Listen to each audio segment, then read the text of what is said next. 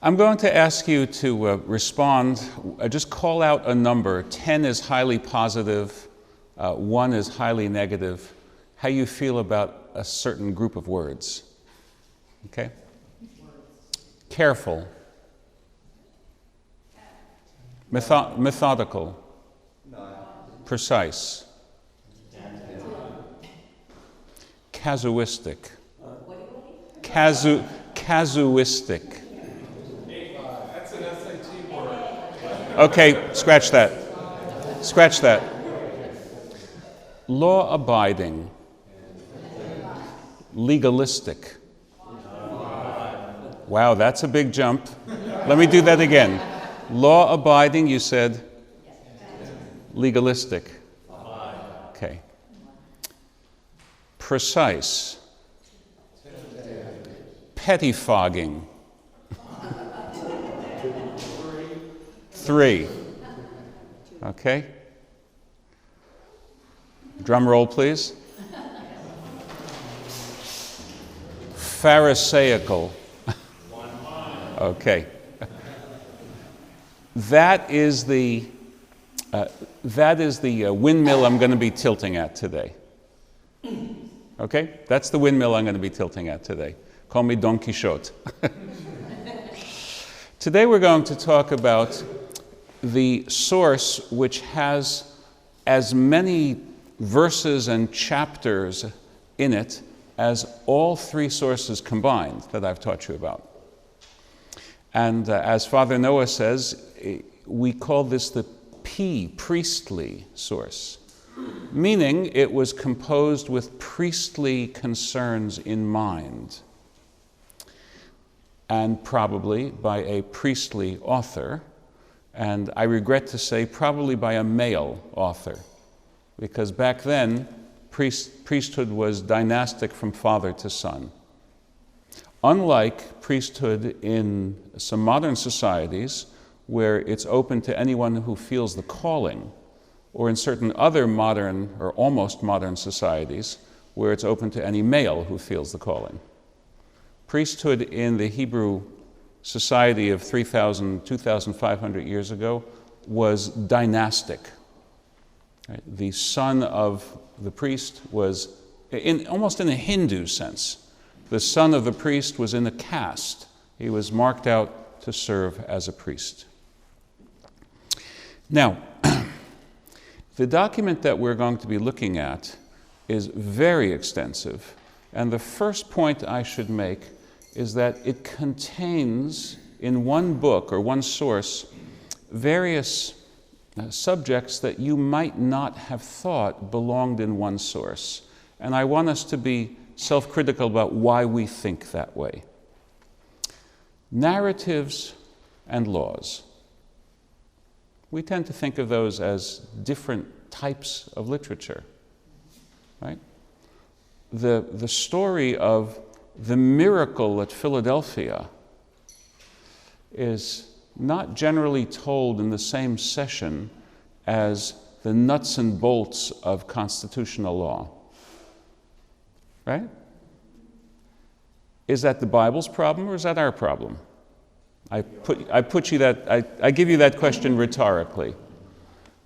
The authors of the Bible had every right to put together subjects that they and their audience thought were appropriate to put together. We may not share those cultural assumptions. And why not? Because our literary tradition goes back in part to the Bible and in part to the Greeks. And obviously in the New Testament, you've got the two of those together in a very, very rich stew. And that's a whole other conceptual issue, how to teach that. But in the Hebrew Testament, except for a few outliers, such as the book of Ecclesiastes, which I hope to talk about at the end of next week, the Hebrew texts that we have are conceptualized and created before there was any meaningful cross-fertilization of Hellene and Hebrew. So they thought about things differently than you and I probably think about them. It doesn't make them wrong. It makes them culturally different. And part of our task is to learn how to understand the cultural matrix that had them produce what they produce. But in the Hebrew Testament itself, it's very clear why stories and laws are in one book. And the answer is found in the juncture of Exodus chapters 19 through 23. We're all encamped around Mount Sinai, or Mount Chorev, if you want the Deuteronomy way of putting it, Mount Sinai. By the way, there's a Jewish dating site. You know, like you can go on, and you wouldn't be surprised. There's one called J-Date. You know about that. Or maybe you know about that. But there's another one that I like its title more. Saw you at Sinai. You know, the famous pickup line, you know, didn't I see you at Hot Tuna? You would never see me at Hot Tuna. Sailor boy. Saw you at Sinai. So we're all at Sinai. Okay, we're all at Sinai. God is telling us, if you accept this covenant, you will be my people. I will be your God. What's more, you're going to be an extraordinary people. You're going to be a kingdom of priests, a holy nation. If you say yes, here's your chance. And the Israelites respond, Na'aseh v'nishma, which, if you understand the Hebrew, is so counterintuitive. They don't say, we hear and we obey. They say, we obey, and then they say, we hear. In other words, that's their high point. And there's a lot of low points after that. But that's their high point, where they say, we don't need to read the fine print. We accept your offer. Now tell us what we've just accepted. At which point, God tells them a lot. Not just 10 commandments. That's only a preamble. Then there's all of these laws that are supposed to regulate society. And they're ambitious laws. For example, in some ways, much more ambitious than American civil law. There's nothing in the book of Exodus that's like finders, keepers, losers, weepers. Okay? When you find a lost object, you have a duty to return it, to seek to return it, and to care for it if it needs caring while you're trying to return. That's a very high level of obligation. You see that? So the narrative of God takes us out of Egypt, and that's how these laws begin. I mean, think about it. God doesn't self-disclose, I'm the Lord your God, creator of heaven and earth. If that had been the beginning of Exodus 20, no one would have protested. I mean, it sounds like Abraham in chapter 14 of Genesis. I raised my hand to El Elyon, God Almighty, creator of heaven and earth. Nobody could have complained. And if even God had said in Exodus 20, I am the Lord, the God of your ancestors, Abraham, Isaac, and Jacob, we might have complained, why didn't you say Sarah, Rebekah, Rachel, and Leah? But they wouldn't have complained. And nobody would have had the problem that God self-disclosed by that long historical connection. In other words, I'm your God, I've been your God since time out of mind. No, that's not how God self-discloses. God self-discloses, I am the Lord your God who brought you out of the house of slaves. This is what I've done for you lately. So the history, the narrative, becomes the justification for the laws. It's the hinge right there. So the notion that a book of the Hebrew Bible is chock-filled with laws shouldn't lead us to think, well, this is not an important part of the Bible, because it's not a Bible story. You can't put on a bathrobe that you get from your dad and go to church on a Sunday morning and be part of the pageant. And we all did that growing up, and we all love it, right? Sometimes I thought that's the only reason why I had bathrobes, so that my kids could be in Bible pageants. So that's the first point. Law and narrative, which may strike us as very different genres, are integrally related in the Hebrew Testament.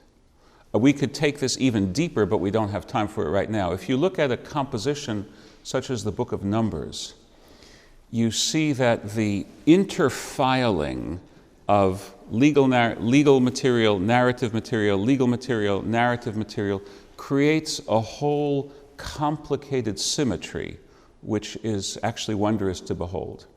So again, the Bible's choice of what it puts together is something to understand and appreciate, not simply to derogate because we come from a different culture.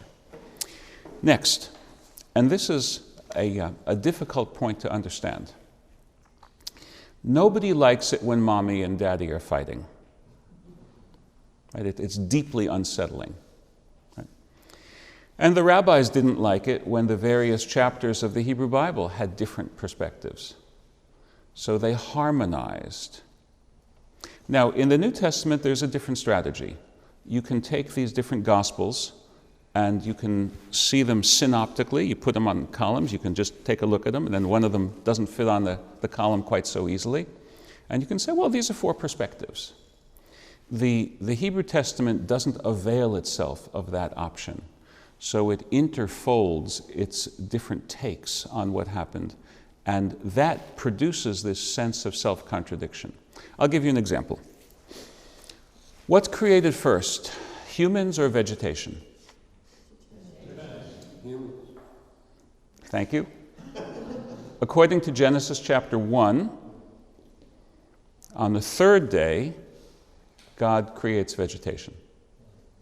On the sixth day, God creates land animals and humans. Right? In the second chapter of Genesis, on the day that Yud-He Vav-He, God created earth and heavens, that's chapter 2, verse 4. By verse 7, you've already got the creation of the human. Adam means earthling. The word Adamah means earth. Adam is earth creature. So God creates an earthling. How's that for a science fiction era translation? Dust of the ground, right? Red clay, because Adam is like the word Adom, which means red. So maybe red clay is the substance. And what does God create afterwards? God plants a garden afterwards. And then God creates the animals afterwards. Why does God create animals in Genesis chapter 2? Lo tov heyot ha'adam levado. It is not good for the human to be alone.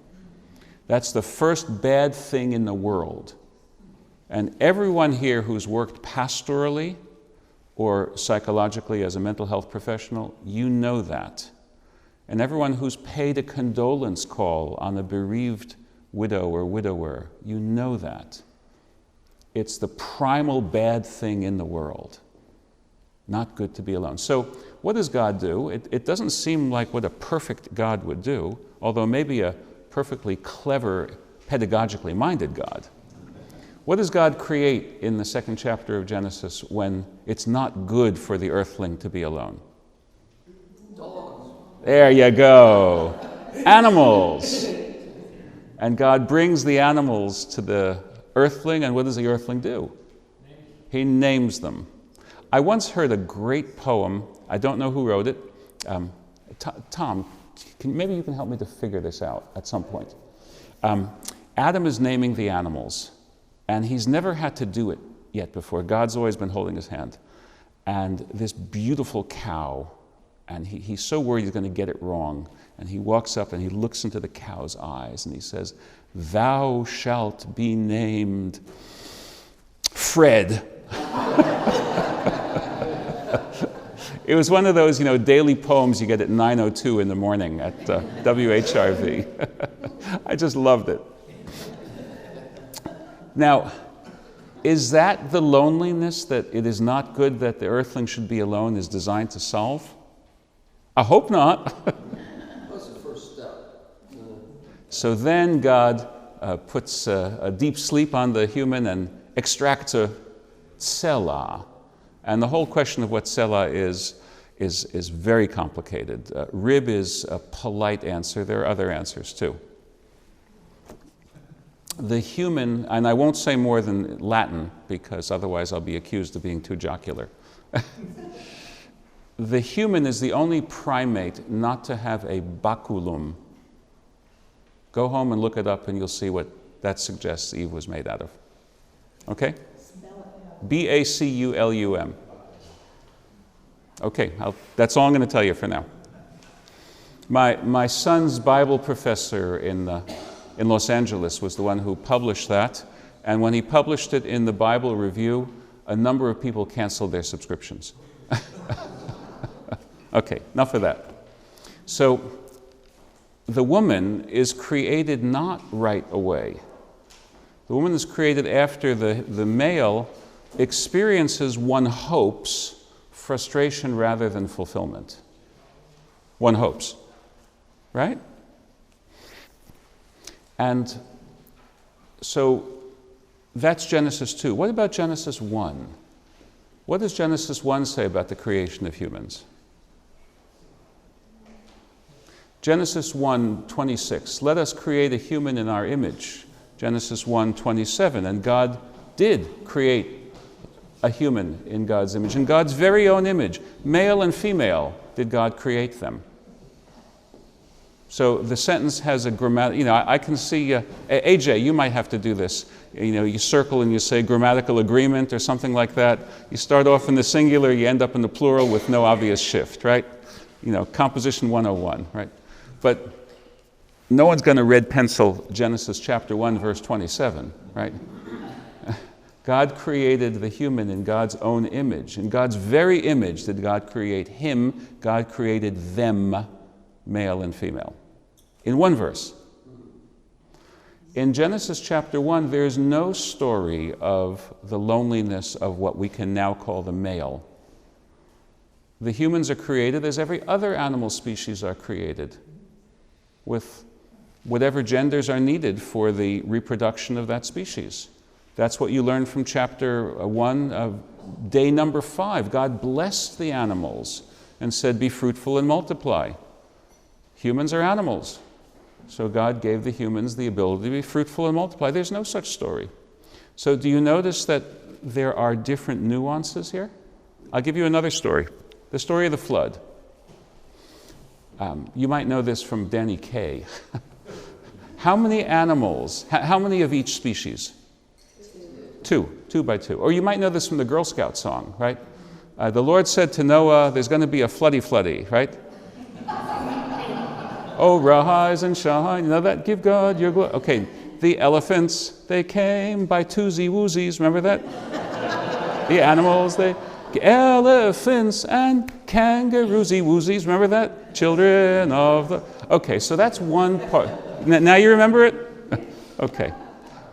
You see, aren't you sad you didn't go to seminary? None of my Bible teachers ever taught that. Okay, so is that the only biblical statement on the subject? No, it's not. Just a couple of verses later, Noah is bringing in 7 pairs of animals that fit a certain characteristic that hasn't been defined. Pure. What makes an animal pure? We don't know yet in Genesis chapter 6, but apparently Noah did. Or apparently the author of that telling of the Noah story did. That's a more correct way of saying it. Okay, so think about this. In what Bible story do you first see a sacrifice? And ironically, it's not accepted. At least not very well. And it makes the guy very angry. Cain. What does Cain bring? Vegetables. What does Abel bring? Lambs.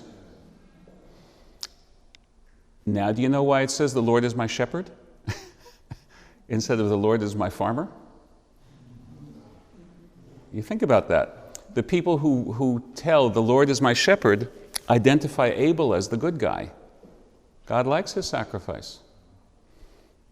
Onions? Well, they're good with the lamb chops.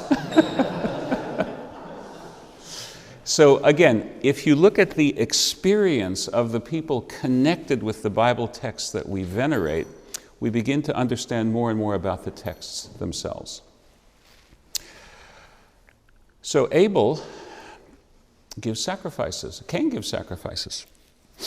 But that does not have the linguistic thumbprints of it being a priestly source. According to the J source that I taught you about a couple of weeks ago, people were giving sacrifices from the dawn of humankind. But according to the priestly source, sacrifices begin with the consecration of Aaron as the first high priest. And there's a whole description of how to do it right. And he does it. And if anyone were to do it wrong, the consequences would be disastrous. And that's the burden of this very sad story in Leviticus chapter 9. The first two born sons of Aaron, Nadav and Avihu, brought strange fire that hadn't been commanded, and they're killed. We don't really know how they're killed, but it's like they're all burned up. Who knows? Maybe they tried to do it Egyptian style. Maybe they figured if it's good enough for the priests of Ra, that's obviously how you got to do it. And that's not the way that God wanted it, and they didn't survive. So we have this other source which has its own sense of how the venerated stories of our tradition need to be told. So when the priestly source goes over the flood story, there's only 2 by 2. Because in that retelling of the story, there's no sacrifice at the end. By the way, which is the older version of the story? There is a sacrifice or there is not a sacrifice? It's hard to answer, right? But I'll tell you, I think that the J source is known to be an older source. They do have sacrifice. And the J source is also closer to the pre-biblical sources. Did anyone ever hear about the Epic of Gilgamesh? Yes. So there's this man who survives the universal flood. He's the Babylonian Noah, except that he has a tough name. His name is Utnapishtim. You can call him Ut for short. Okay. Utnapishtim really just means Mr. Life. He is the guy who lives on and on and on. He's the ever-ready bunny. He lives on and on. And Gilgamesh is trying to figure out how not to die. And of course, the whole point of the Epic of Gilgamesh is that that's not something humans can do. So Utnapishtim tells Gilgamesh a story that a long time ago the gods, plural, gods decided to bring a flood, and one god, the god Enlil, the god of wisdom, was I was buddies with this god. And so the god slips me some insider information. I build an ark, I collect the animals, I collect food for the animals, I save my family, we are saved. At the end of the flood, the waters have calmed down, everyone is dead. I offer sacrifices to the gods, they swirl around it like flies at a barbecue. The gods are hungry. They realize they've almost completely killed the goose that laid the golden egg. The gods berate the one god who wanted to kill all the humans, and he accepts his chastisement, and he has Utnapishtim and Mrs. Utnapishtim kneel in front of him, and he makes them immortal. And then Utnapishtim says to Gilgamesh, but that's a one-off. It's not going to happen for you. And it doesn't. So the original version of the story, the pre-biblical version of the story, did have a sacrifice. The J version of the story, the oldest biblical retelling of it, keeps the sacrifice. The priestly retelling is what changes, because for the priest, not just anybody gives a sacrifice. And this gets us to what makes the priestly mind tick. How do you know what God wants you to know? The J stories often have God talking to the great worthies of ancient Israel. The E stories as well. God talks to Moses all the time in the E story. Well, not all the time. God talks to Moses quite often in the E stories. But it's not always that simple. When Miriam is, let's say, somewhat jealous of Moses, when she says, how come what's being produced is the 5 books of Moses? What about the 5 books of Miriam? Or at least 5 books of Moses and Miriam? By the way, there is a book that I recommend. It's a wonderful book. It's published by the Jewish Publication Society. It's called The 5 Books of Miriam. And it's done Talmudic style. You've got all these famous women who are clustered around the page, offering comments and all sorts of vigorous debate. Do you remember Bill Moyers did a wonderful roundtable discussion on Genesis? Okay. Imagine women characters having that conversation about the biblical story. Imagine Hagar, the neglected, Leah, the unloved, and so on and so forth, offering their perspectives on these stories. It's a wonderful book. It's called The 5 Books of Miriam, Jewish Publication Society. So in Numbers chapter 12, Miriam doesn't like the fact that Moses has a Cushite wife. It's hard to know what the word Cushite means. It might mean Ethiopian, which is why in the DeMille movie, at the beginning of the movie, Moses comes in with the Abyssinian prince and his sister, the princess, and she takes this jewel from her cleavage and gives it to Prince Moses. That's as close as you can get in 1956 to these sorts of interracial subjects. Remember, the first interracial kiss on television, I'll bet you know, 1967, Lieutenant Uhuru and Captain Kirk. And to make it less, quote-unquote, offensive to the white citizens' councils, they made her being acted under compulsion by that, I think it was called Plato's Stepchildren. This guy is doing mind control, and she says some silly line like, "Oh, Captain, I always thought about this, but I would never actually do this." and he says, "Well, I'm not under control either." Whatever it is, they're making it real sure that they're not trying to go but so far in the convention. 1956, out of the question.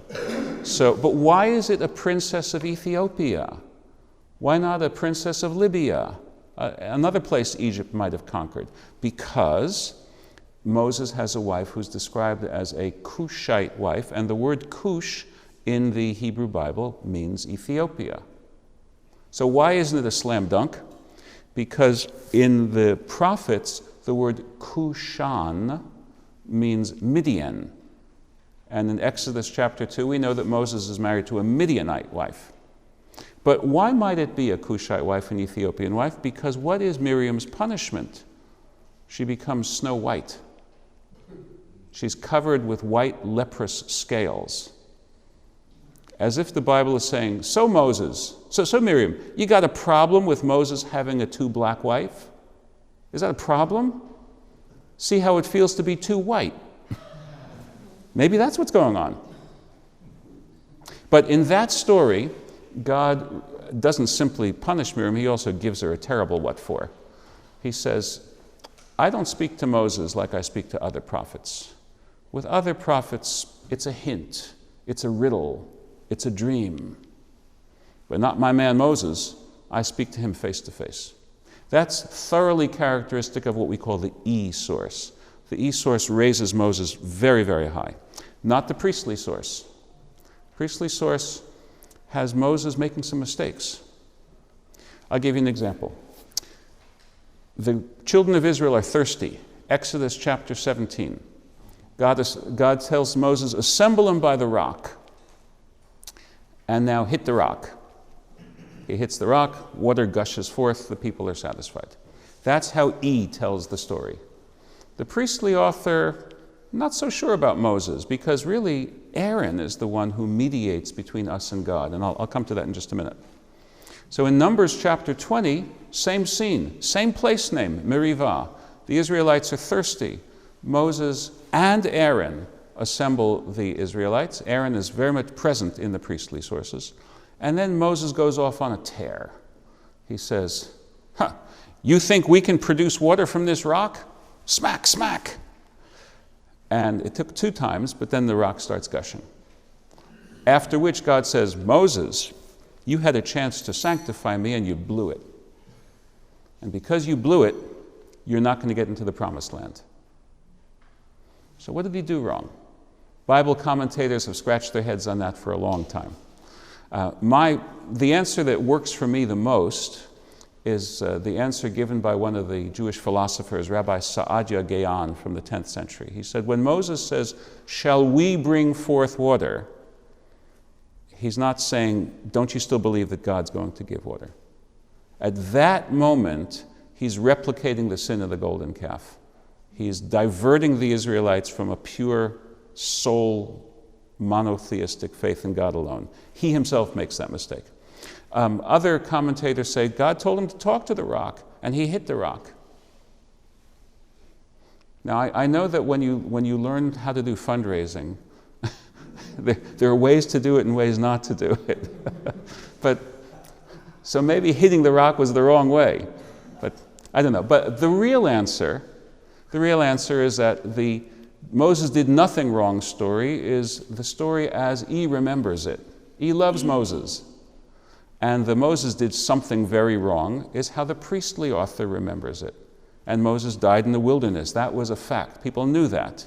So instead of dying in the wilderness because he'd reached 120 years old, right, it says in Genesis chapter 6, that's the limit, right? Your telomeres just won't give you any more time than that. That's it. Right? Instead of that, or instead of the Deuteronomy answer is Moses says to people, I was the captain, I went down with the ship. Once you were condemned to 40 years in the desert, and I was already 80 years old, there's no way I was going to get into the land of promise. And it's your fault. But in Numbers chapter 20, which is a priestly source, Moses did something wrong. What did Moses do wrong? Well, he wasn't Aaron. He was a Levite. He wasn't a priest. You see, these tensions, which colony was most important for our independence? Massachusetts? Virginia. Right. Sorry, Father Noah. If I were teaching this in Needham, I would reverse the order. Okay, so you see that even when it comes to stories, there's a telling and there's a retelling. And the retelling shows something about its audience and its creator. We studied this together a year or two ago when we looked at successive Bible movies, how each retelling of the same story is actually telling something a little bit different. You have that in the Hebrew Bible itself. Now, the priestly source, I'll give you this in about 6 minutes or so. We've seen what it does with stories. Let's see what it does with theology. The God of the first chapter of Genesis is the master of the universe. The God who creates a knowable cosmos. A scientist might enjoy Genesis chapter 1, even though the specifics are different. The notion that this phenomenal universe is for us to investigate and see how God has done it. See the evidence of God's intelligence. But in that universe, God doesn't talk directly to people. God doesn't walk around the Garden of Eden towards the cool of the late afternoon. God doesn't have pedagogical dialogues with Adam. Who told you that you were naked? Did you eat that fruit? Okay. You don't have that in Genesis chapter 1. You have God who is more like Spinoza's God. God is real, no question about that, but God is not commensurate with our human psychological processes. You don't talk to God the way you talk to your buddy. You don't talk to God the way you talk to the Supreme Court Chief Justice. God is more transcendent than literally anything you can imagine. The priestly source does not focus on God's immanence. The priestly source focuses on God's transcendence. So, how can you relate to such a God? The Christian faith has an answer of giving you three persons. It gives you a God sent to be relatable. The Hebrew Testament does not have that answer. And so it has different answers. The E source talks about prophets and dreams and God communicating in various ways, angels and so on and so forth. But the priestly source has one channel that God has authorized. That is the channel of appropriate sacrificial worship. We go to the tabernacle. We can pour out our hearts, but what we do at the end of the day is a precisely regulated sacrifice done by the right professional, who is the son of a previous right professional, trained punctiliously, who doesn't make any mistakes, because mistakes are fatal.